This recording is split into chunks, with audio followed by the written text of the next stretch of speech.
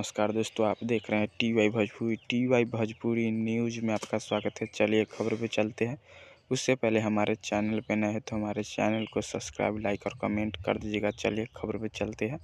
प्रमोद प्रेमी यादव जी का न्यू सावन सॉन्ग जिसका मेहरारू चाही सुनर जिसका पार्ट 2 आ गया है। आप लोग नहीं देखे हैं तो हमारी स्क्रीन पर वह वीडियो चल रहा होगा, जिस गाने का नाम है मेहरारू चाही सुनर 2.0, जो सारेगामा हम भोजपुरी पे ये सॉन्ग आने वाला है, जो 2021 में आया था। मेहरारू चाही सुनर जो ब्लॉक ब्लास्टर 2021 का ब्लॉक ब्लास्टर सॉन्ग सावन सॉन्ग रहा था, उसी पे लेके आए हैं प्रमोद प्रेमी यादव जी मेहरारू चाही सुनर 2.0।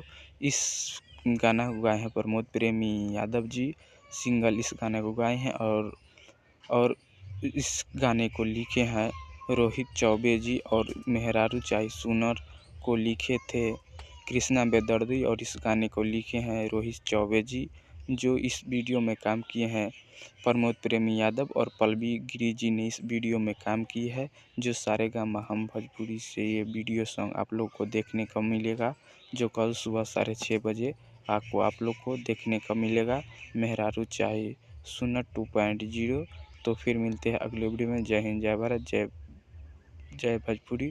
हमारे चैनल को सब्सक्राइब